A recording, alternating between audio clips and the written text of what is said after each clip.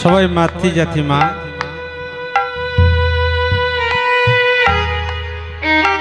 আস্তে আস্তে আপনারা ভালো থাকুন। একজন মা বহু কষ্ট করে একটা সন্তান পায়। মাতৃগর্ভের যাতনা মা ছাড়া আর কেউ জানে না। একজন মায়ের গর্ভধারণের যে কষ্ট, যে যাতনা,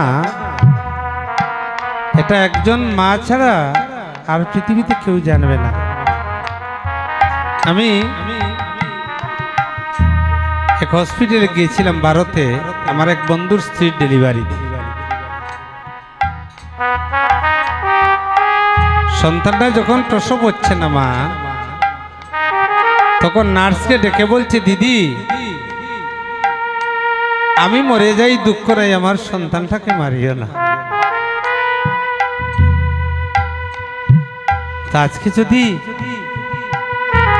ঘরে ঘরে কীর্তন হয়, বাংলার ঘরে ঘরে কীর্তন হয়, গোষ্ঠ তো প্রতি ঘরেই হয়, কিন্তু বলুন তো আপনারা, আমাদের সমাজটা কি পরিবর্তন হয়েছে? কেন?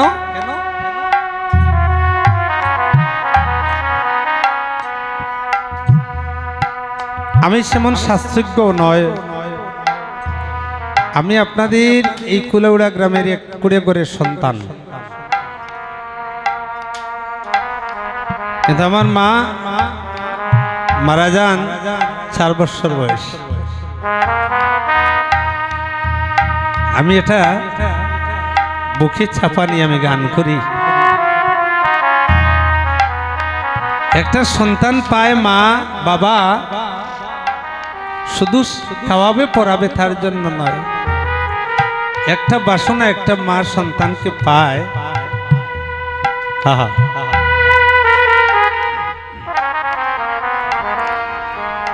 যদি নিদান কালে কৃষ্ণ নাম শুনাই রে, নিদান কালে কৃষ্ণ নাম শুনাই রে, নিদান কালে কৃষ্ণ কৃষ্ণ নাম শুনাই রে, নিদান কালে কৃষ্ণ নাম শুনাই রে, সে যে পুত্র নয় রে আমার বন্ধু হই রে, নিদান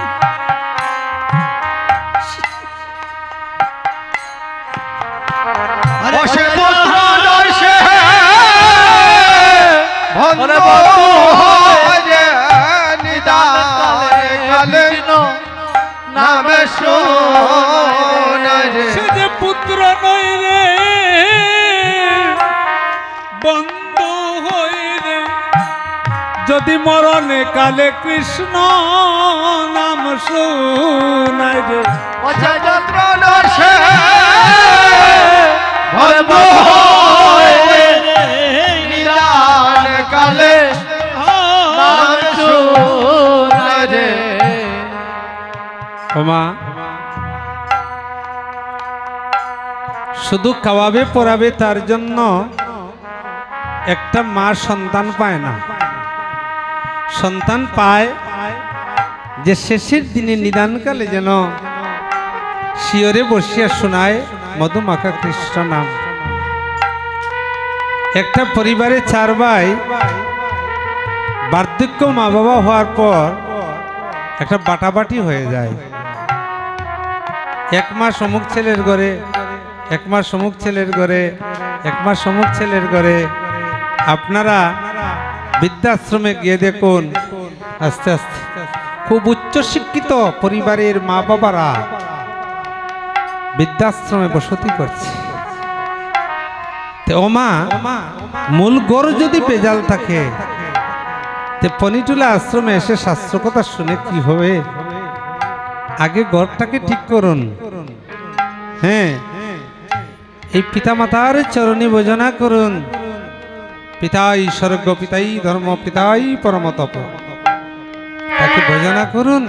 আর তাদের আদেশ নিয়ে সেই গুরু মহারাজগণের শ্রীচরণে ভক্তি রেখে তারাই দিক নির্দেশনা করে পাঠিয়ে দিবে রাধা গোবিন্দের যুগল ভজন করার জন্য। তাহলে আমরা প্রথমে আদর্শ ভজন শিক্ষা নিতে হবে আমাদের মাতা পিতার শ্রীচরণে, তারপর তারা পাঠিয়ে দিবেন আমাদের আজকে যেমন পনিটুলা নিত্যানন্দ মহান্ত মহারাজ ওদের চরণ কমলে। ওরা ব্রজ ভাবে ভাবিত ব্রজ সখী অনুগতা মঞ্জুরি স্বরূপা, তারা পাঠিয়ে দিবেন রাধা গোবিন্দের কাছে। এমন সুন্দর জন্ম পেয়েছি, ৮০ লক্ষ জুনি ভ্রমণ করে এসেছি এই মানব কুলে। আমরা দেখবেন আমরা কেন সমাজ সংস্কার হয় না। আপনাদেরকে একটা কথা বলি, যদি আপনারা ভালো না লাগে আমাকে ক্ষমা করবেন। আমরা দেখলাম আমার কীর্তন জীবনে বাইর হয়ে আমরা যে সনাতন ধর্মাবলম্বী মানুষ কেন আমরা পিছনে পড়ে আছি। আমরা প্রথমে হচ্ছে আমাদের হিংসাটাকে দূর করতে পারিনি। হ্যাঁ, আমরা একজন সাধুকে ভালোবাসি না, একজন বৈষ্ণবকে ভালোবাসি না, একজন কীর্তনিয়াকে ভালোবাসি না, একজন ভালো পাঠককে ভালোবাসি না। আমরা কি করি? তার বিরুদ্ধে আচরণ করে তাকে আমরা পাঠিয়ে দেই। মহাপুরুষগণ এই বাংলার বুকে মহাপ্রভুর পার্শ্বদগণ এই দেশে জন্মগ্রহণ করেছিলেন। আমরা হিংসার কারণে আমরা তাকে হারিয়ে দিয়েছি ভারতের থলে, আমরা থাকতে পারিনি। তাই আপনাদের কাছে আমার আকুল আবেদন, আকুল নিবেদন, আমি এই দেশে কীর্তন করতে আসি বা না আসি, কিন্তু জন্মভূমির ভালোবাসা আমার চিরদিন অন্তরে থাকবে।